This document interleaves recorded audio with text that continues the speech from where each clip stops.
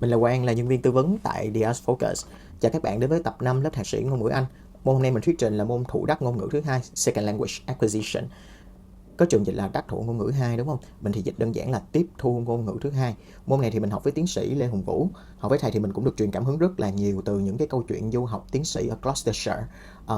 Các câu chuyện dạy tình nguyện của thầy, với lại thầy cũng học thạc sĩ ở nhân văn chắc cũng 20 năm về trước rồi các bạn, cũng tầm cỡ đó, thì có rất là nhiều kinh nghiệm đáng để học hỏi. Với lại mình cũng muốn cảm ơn Mr. Khánh from the Arts and TOEIC Focus for showing me how to create the slide effects. Với lại mục đích chính cũng là để lưu lại mấy cái slide effects này và để làm kỷ niệm. Before moving to the theory, I would like to briefly introduce the scholar behind it. Meryl Swan is the professor emerita at the Ontario Institute for Studies in Education, or OISE, at the University of Toronto. She is the world-renowned expert in second language acquisition, particularly known for her extensive research on bilingual education and immersion programs.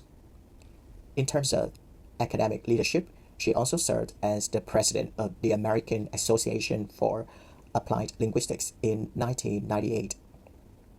In the 1970s and 1980s, research in second language acquisition was largely dominated by Stephen Krashen's input hypothesis. This theory claimed that comprehensible input alone was sufficient for language acquisition. As a result, speaking and writing were seen mainly as outcomes of learning, rather than as mechanisms that actively contribute to learning. However, this input-centered view was challenged by Meryl Swan through her research on Canadian French immersion programs. She found that although learners were exposed to large amounts of comprehensible input and developed strong listening comprehension, their spoken and written production often lacked grammatical accuracy. In response, Swan argued that while input is essential, it is not sufficient for high levels of accuracy. She proposed that producing language itself plays a crucial role in learning. This idea formed the basis of output-based framework, including the output hypothesis, pushed output, and the noticing the gap function, which I will explain next. This table summarizes the key difference between input and output in terms of cognitive processing. When learners receive input, they mainly rely on semantic processing. In other words, they focus on meaning and understand messages through context.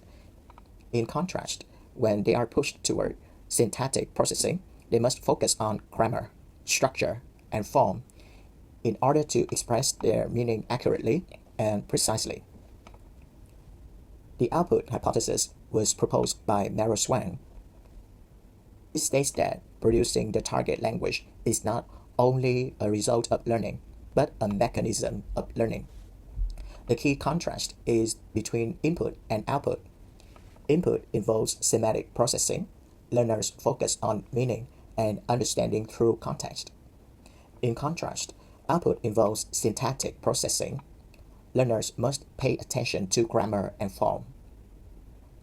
The key principle of the output hypothesis is that input and output play different roles.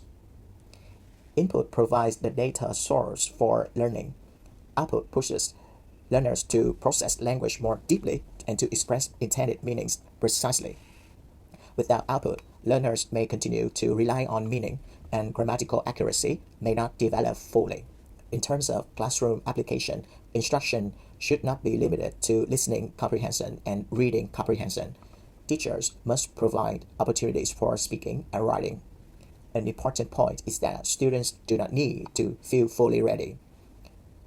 Output tasks should come before full mastery.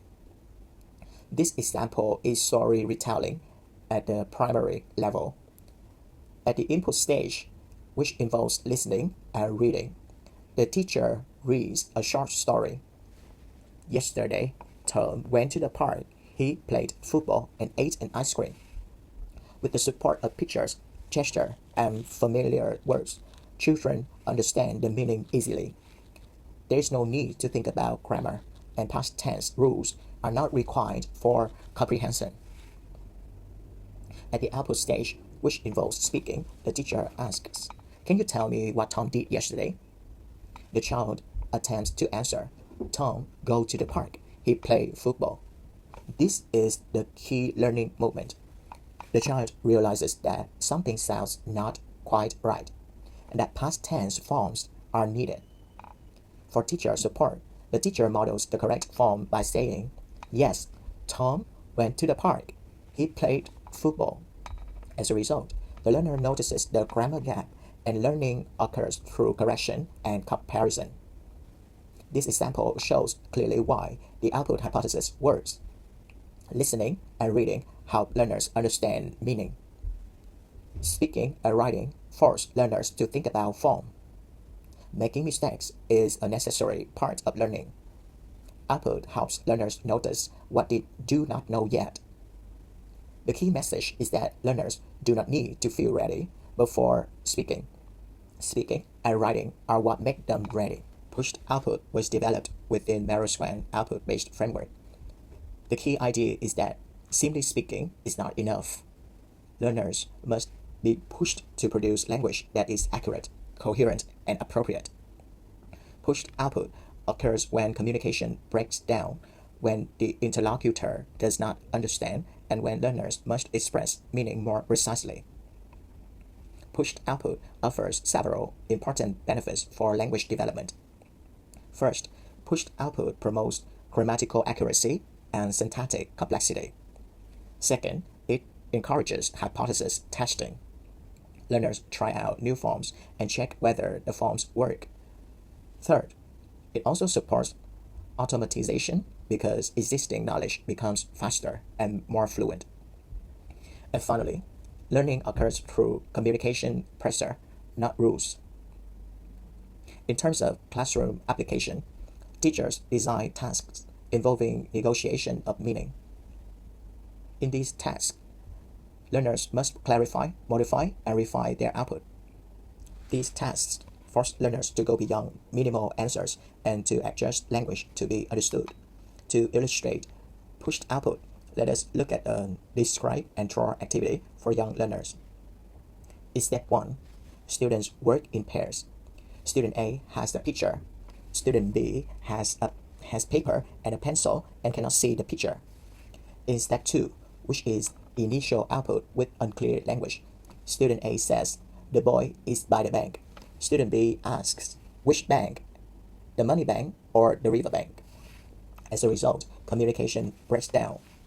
The sentence is grammatically correct, but the meaning is unclear. In step 3, which is negotiation of meaning and pushed output, student A must revise the message. Student A says, he is standing on the grass next to the river. As an outcome, the meaning becomes clear, student B understands, and the task can continue successfully. This activity shows clearly why pushed output helps children learn English. Learners realize that being understood matters. Learners learn that more precise language is needed. Learners practice better vocabulary, for example, river instead of bank, and clearer sentence structure. Improvement happens through communication, not through the grammar rules.